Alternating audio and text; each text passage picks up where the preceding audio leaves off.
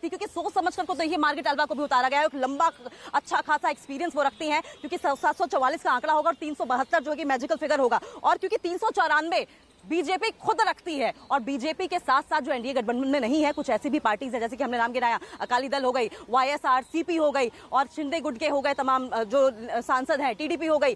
तो कुल मिलाकर देखा जाए तो तस्वीर लगभग साफ ही है, लेकिन फिर भी इंतजार करना होगा कि कई बार ऐसा भी होता है क्रॉस वोटिंग हो जाती है, लेकिन फिर भी होगी तो कितनी होगी।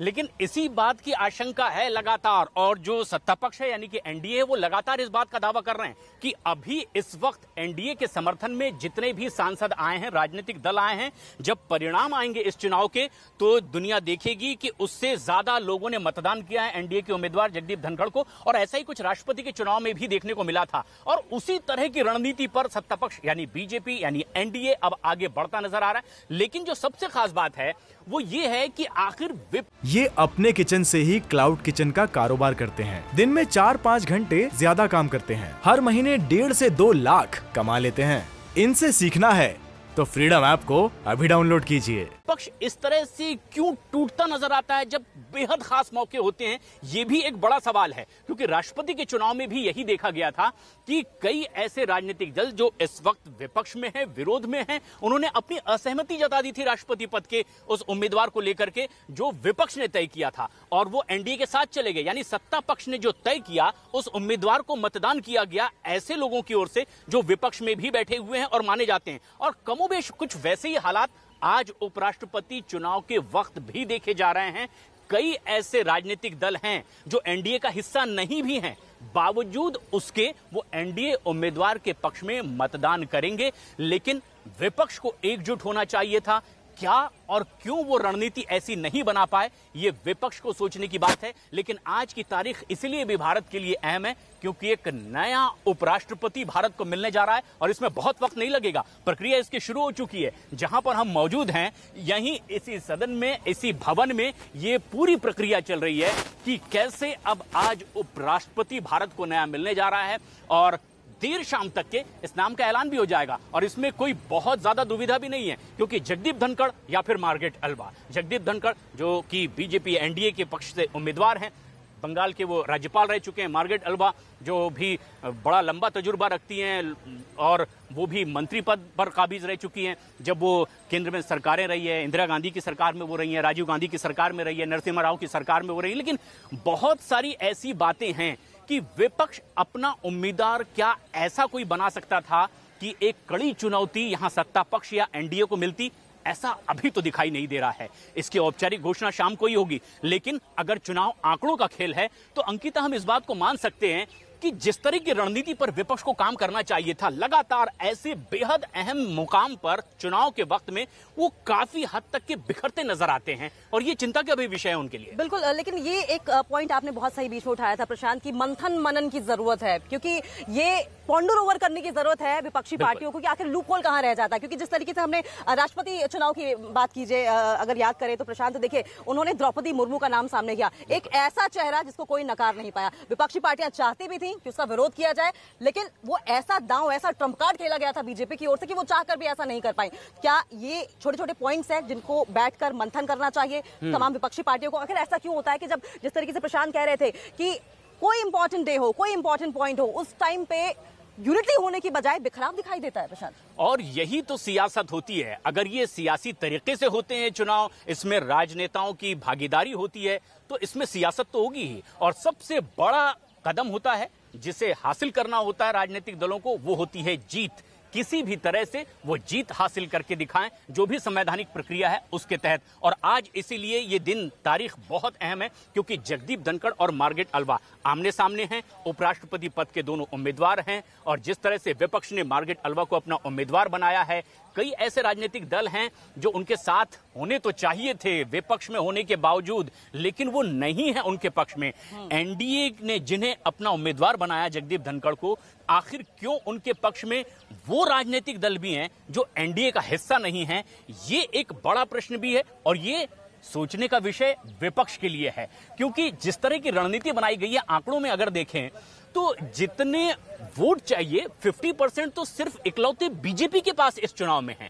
हालांकि राष्ट्रपति और उपराष्ट्रपति पद के चुनाव में थोड़ा सा फर्क ये होता है कि जहां विधायकों का भी मतदान होता है राष्ट्रपति चुनने के लिए, वहीं उपराष्ट्रपति के लिए सिर्फ सांसद ही मतदान करते हैं, यानी कि लोकसभा और राज्यसभा के जो सदस्य होते हैं, इसमें कुछ सदस्य तो मनोनीत होते हैं, हालांकि 4 सीट वहां से भी खाली है और अब ये जो पूरी होगी तब होगी, लेकिन जितने सदस्य इस वक्त हैं उन्हें चुनाव करना है और आज शाम तक के पता चलेगा कि कौन बाजी मारेगा। लेकिन आंकड़े बहुत कुछ इशारा अभी भी कर रहे हैं, आंकड़े बहुत हद तक साफ कर दे रहे हैं कि जीत किसके होने वाली, लेकिन फिर भी हमें मतदान खत्म होने तक का इंतजार करना पड़ेगा। और आपको बता दें 10 से 5 बजे तक के मतदान चलेगा और उसके बाद जो तस्वीर है वो शाम के 7 से 8 बजे तक साफ हो जाएगी। 10 अगस्त को वेंकैया नायडू का कार्यकाल खत्म हो रहा है और आपको बता दें जो भी नया उपराष्ट्रपति चुना जाएगा 11 अगस्त को वो शपथ लेंगे। लेकिन इस बीच आपको बता दें आंकड़ों की बाजीगरी साफ तौर पर यही कहती है कि जगदीप धनखड़ की जीत हो सकती है, लेकिन हमें इंतजार करना होगा चुनाव के खत्म होने का, इस वोटिंग के खत्म होने का। उसके बाद काउंटिंग क्या कुछ होगी, क्योंकि संख्या बल के हिसाब से देखें तो कुछ हद तक मार्गरेट अल्वा को बल जरूर मिला है कुछ एक पार्टियों के, खासकर झारखंड मुक्ति मोर्चा हो या आम आदमी पार्टी केजरीवाल के सपोर्ट कर देने से,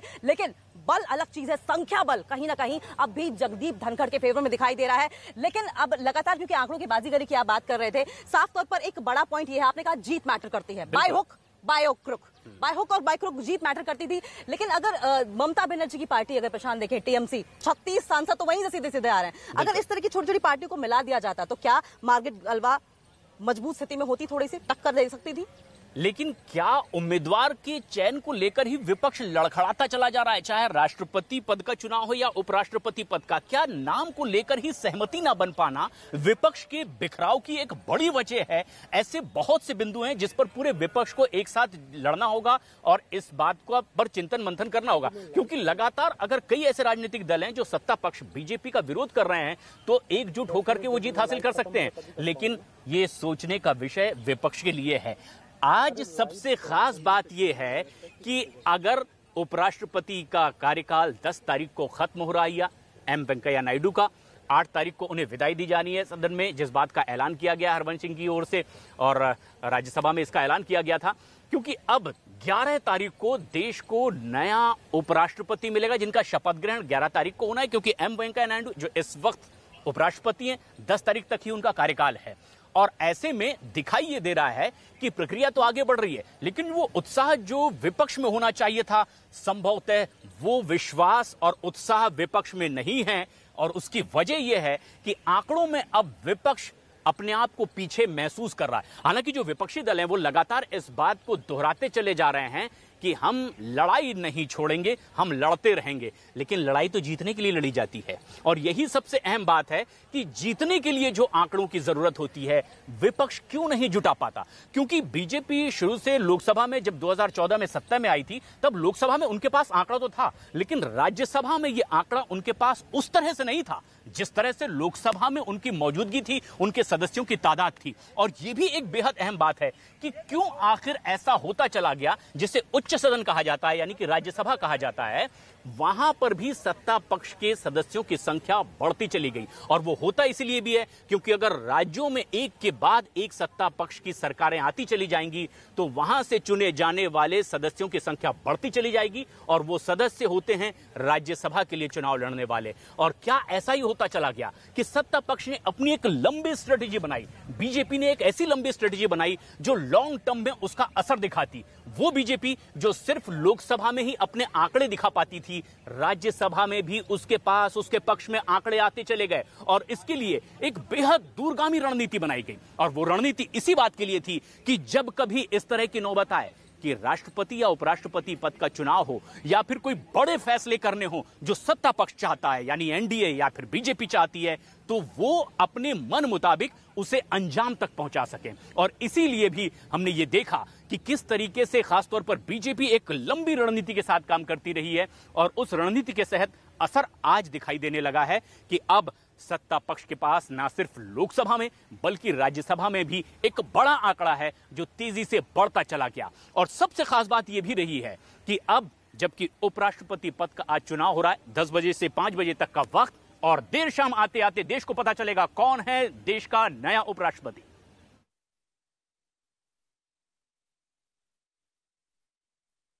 इंडिया का प्राइड, मेरा प्राइड, वीकेसी प्राइड, कड़ी मेहनत का जश्न मनाइए। न्यूज 18 इंडिया लगातार बना हुआ है देश का नंबर 1 न्यूज चैनल, काफी पीछे छूटा आज तक। दर्शकों ने खबरों के लिए